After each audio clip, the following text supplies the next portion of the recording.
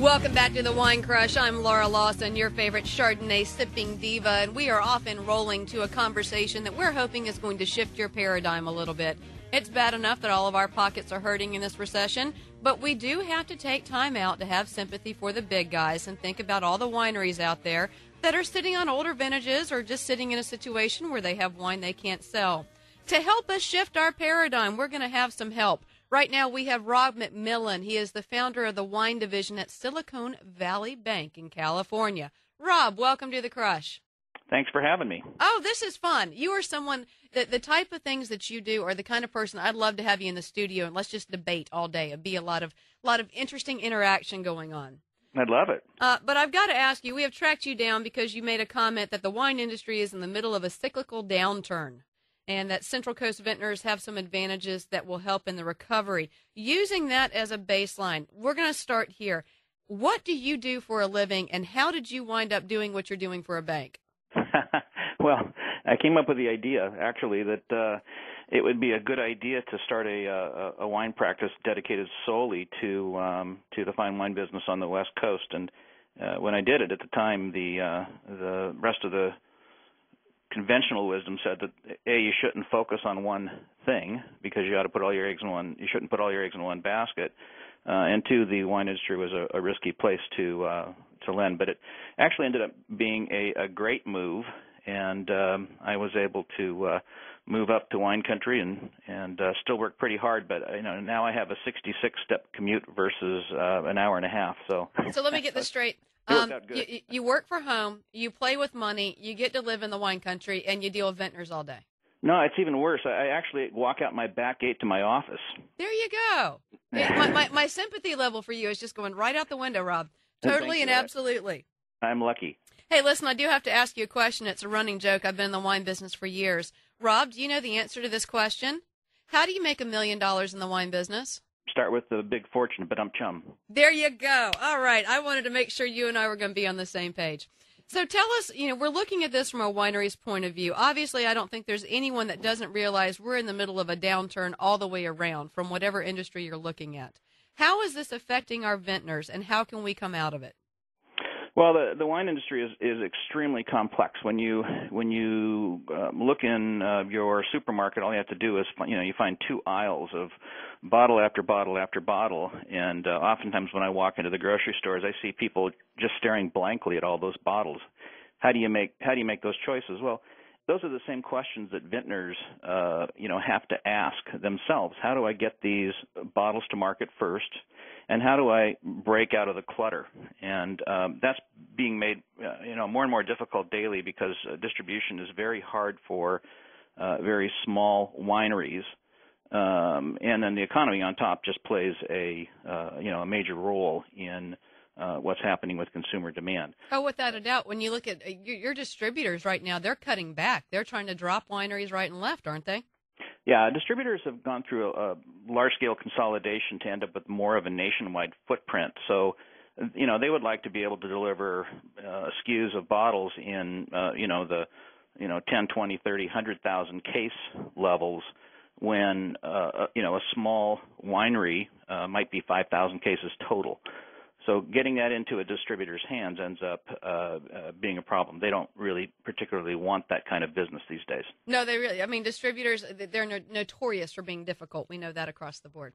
Past that, when you're looking at this, do you think the vintners have unrealistic expectations about coming to the market or what the consumer's looking at? I think it's changed over time. If you look at the whole era of the 90s going forward, we started out in a period that roughly mirrors this. I was actually talking to Michael Mondavi. Here's a name drop. There you go. I was talking to him last night. Is that on which side of the gate was that on, though? This was actually at a client event. Okay. I'll use the name Dariush Winery. There you go. In Napa Valley. That's two. You're up to two. You're only allowed five. It's okay. I'll save my other three for the end. Okay.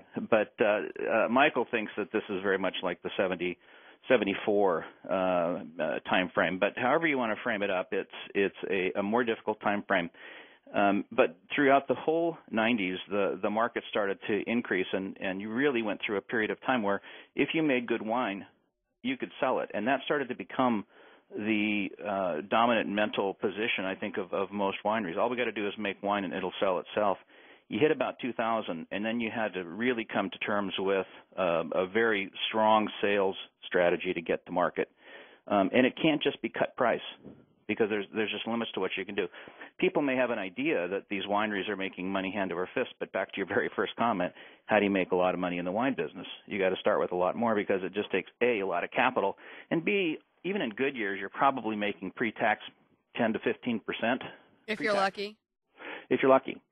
So it has to be a labor of love in a lot of ways. If you go back to the early 90s, there was a study that was done, and the question was, how do you make money? Same question. And the answer is you don't. You really, when you make your money is when you actually sell your winery, later on in your life. So it's a difficult business, and it's certainly been made more difficult. And I think that the wineries, the premium high-end wineries, are having to come to grips with what exactly is the consumer going to demand, what price point are they willing to pay, and how do they put wine into their daily life today. What percentage of wineries do you think are actually making money right now?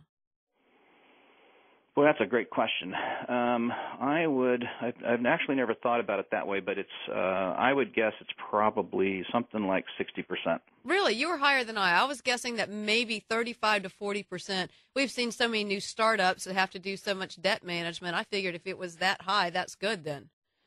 Yeah, but it's wide. So you have, on average, the industry is probably going to break even this year and have flat sales, just in the fine wines segment. I hope so, because I consider flat to be up.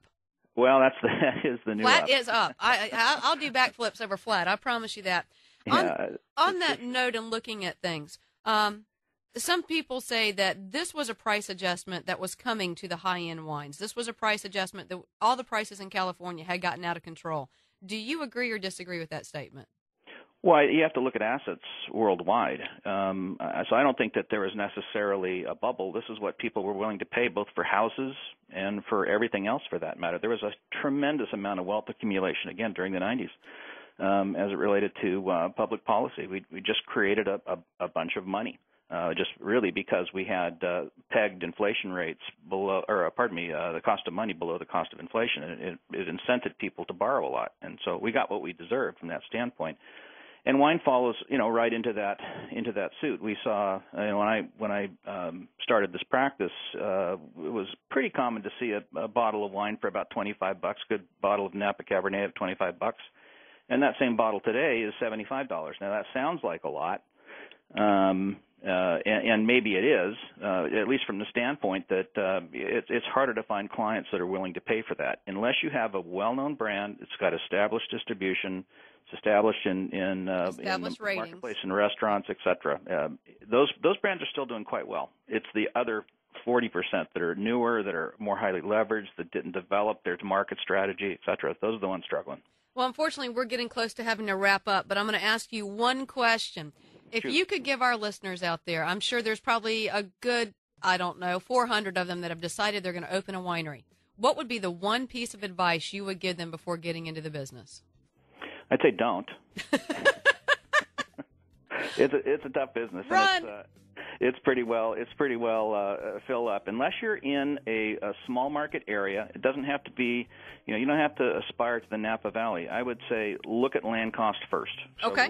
Look at the Umpqua Valley of Oregon. Look at the Walla Walla area of Washington. And back to your earlier question about the Central Coast, you can find land prices that eventually end their way into the cost of the bottle.